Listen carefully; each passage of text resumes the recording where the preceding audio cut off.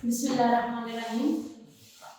Class 10 biology chapter number 17 biotechnology. Class 9 में हम biotechnology की डेफिनेशन जो है उसको देख चुके हैं। According to that, biotechnology is the branch of biology in which we study about the manufacturing of the product from animals and plants which are used for human welfare. Okay, अब हम start करते हैं अपना lecture. Okay, biotechnology का इस्तेमाल तब से किया जा रहा है जब से फार्मिंग स्टार्ट हुई है।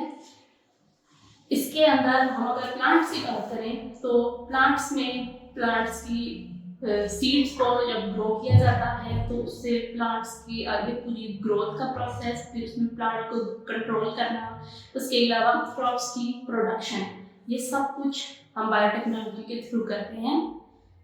एनिमल ब्रीडिंग भी बायोटेक्नोलॉजी की ही एक किस्म है। अब what is breeding? Animal breeding में बेसिकली हम अपनी डिज़ायर जो क्वालिटीज़ होती हैं, लाइक हम अगर किसी जैसे भैंस है या गाय है, हम उसमें ज़्यादा मीट की प्रोडक्शन या ज़्यादा मिल्क प्रोडक्शन चाहते हैं तो हम वो दोनों क्वालिटीज़ एक ही ब्रीड में एक ही एनिमल से हासिल कर सकते हैं। ये हमारे पास एनिमल ब्रीडिंग है जो कि हम बायोटेक्नोलॉजी के थ्रू दे सकते हैं। इसके अलावा अगर हम प्लांट्स की बात करें तो प्लांट्स में क्रॉस पॉलिनेशन और इसी तरह एनिमल्स में क्रॉस ब्रीडिंग, ये दोनों टेक्निक्स जो है वो बायोटेक्नोलॉजी के थ्रू इंट्रोड्यूस करवाई गई हैं। अब क्रॉस पॉलिनेशन क्या है? क्रॉस पॉलिनेशन में हम एक प्लांट का जो पोलन है वो दूसरे प्लांट जो है ना उसके अंदर इंट्रोड्यूस कराएंगे ताकि हम एक ही प्लांट के अंदर दोनों ऑपोजिट प्लांट्स के जो कैरेक्टर हैं वो ऑब्टेन कर सके। इसी तरह क्रॉस ब्रीडिंग, दो ऑपोजिट एनिमल्स के दरमियान ब्रीडिंग। ओके, ये हम हमारे पास जो क्रॉस ब्रीडिंग और क्रॉस पॉलिनेशन है, ये दोनों हम जो टेक्निक्स हैं इनको यूज करते हैं ताकि हम स्पेसिफिक जो रिक्वायरमेंट है हमारी, जो चीज़ हमें चाहिए, हम उस चीज़ को हासिल कर सकें और दूसरा हम उस चीज़ की जो क्वालिटी है उसको इन्हेंस कर सकें, ज़्यादा अमाउंट में वो चीज़ हमें ऑब्टेन हो सके। बायोटेक्नोलॉजी की इंट्रोडक्शन की तरफ आते हैं। Biotechnology is defined as the use of living organisms in processes for the manufacture of useful products और फॉर सर्विसेज। कि बायोटेक्नोलॉजी को इस तरह डिफाइन किया जाता है कि ये लिविंग ऑर्गेनिजम्स का इस्तेमाल है उन तरीकों के लिए जो कि हम किसी और काम के लिए इस्तेमाल करते हैं।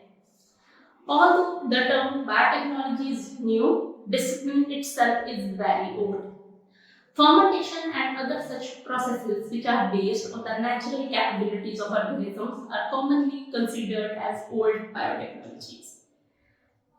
ओके, बायोटेक्नोलॉजी का वर्ड जो है वो नया है लेकिन इसका इस्तेमाल जो है वो बहुत पुराना है। फॉर एग्जांपल अगर हम फर्मेंटेशन की बात करें तो फर्मेंटेशन का जो लफ्ज़ है इसको इस्तेमाल किया जाता है कि ऑर्गेनिजम्स को यूज़ करते हुए चीज़ों को प्रिजर्व करना।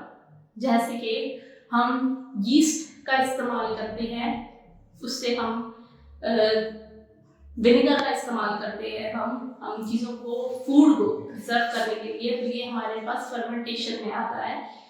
तो ये हमारे पास एक ओल्ड बायोटेक्नोलॉजी में कंसीडर किया जाता है। जेनेटिक इंजीनियरिंग में हमारे पास अब डिफरेंट चीज़ें आ जाती हैं, लाइक आर्टिफिशियल सिंथेसिस। अब वर्ड जेनेटिक इंजीनियरिंग है जो कि जीन्स से निकला है। जीन्स पार्ट ऑफ डीएनए, हमारे जो डीएनए है उसका हिस्सा। तो हमारा जो जीन है, आर्टिफिशियल सिंथेसिस, यानी हम जेनेटिक इंजीनियरिंग में क्या किया जाता है, जीन्स को आर्टिफिशियली सिंथेसाइज यानी प्रिपेयर किया जाना, मॉडिफिकेशन, इसमें चेंज लाया जाना, रिमूवल, डीएनए के किसी एक जीन को रिमूव कर देना, इससे एडिशन, हम अपनी मर्जी का कोई जीन डीएनए में इंसर्ट कर सकते हैं and repair the genetic material. और इसके अलावा अगर डीएनए में कोई प्रॉब्लम है लाइक म्यूटेशन और उसके अलावा कोई डिजीज है, जेनेटिक डिजीज है, तो उसको क्योर करने के लिए क्या किया जाएगा, उसको रिपेयर किया जाएगा।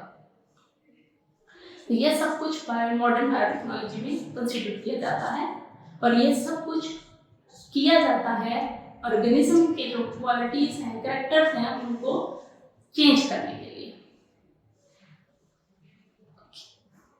The work on genetic engineering started in 1944 when it was proved that DNA carries the genetic information.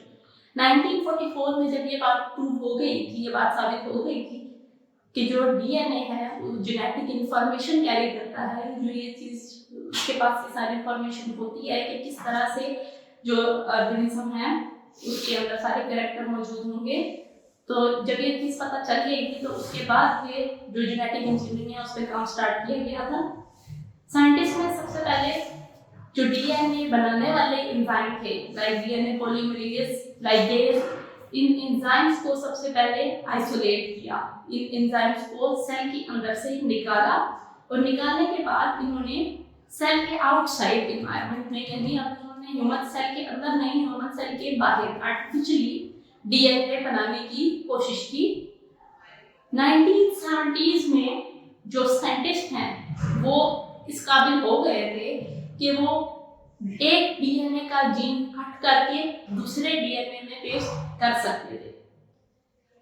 In 1978, scientists prepared human insulin by inserting the insulin gene in bacteria. 1978 में ह्यूमन इंसुलिन है, हमारी body के अंदर जो insulin production होती है, वो insulin का जो जीन था उस जीन को बॉडी सेल से, ह्यूमन सेल से उसको निकाल के उसको बैक्टीरिया के अंदर इंसर्ट किया गया और वो पहला जीन बैक्टीरिया के अंदर 1978 में साइंटिस्ट ने बना दिया। Human growth hormone, that is somatotropin, वो भी बैक्टीरिया के अंदर सिंथेसाइज किया गया। 1990 में ह्यूमन जीनोम प्रोजेक्ट लॉन्च किया गया जिसके अंदर ह्यूमन सेल के अंदर मौजूद तमाम जीन्स थे। ह्यूमन जीनोम प्रोजेक्ट में बेसिकली इस चीज़ को देखा गया था कि जो जीन्स हैं उनकी आपस में उनका रेंज, उनकी डिस्टेंस कितना है, कितनी रेंज के हैं और किस तरह से वो मौजूद है। और जो complete map of human genome था वो 2002 में पब्लिश कर दिया गया था।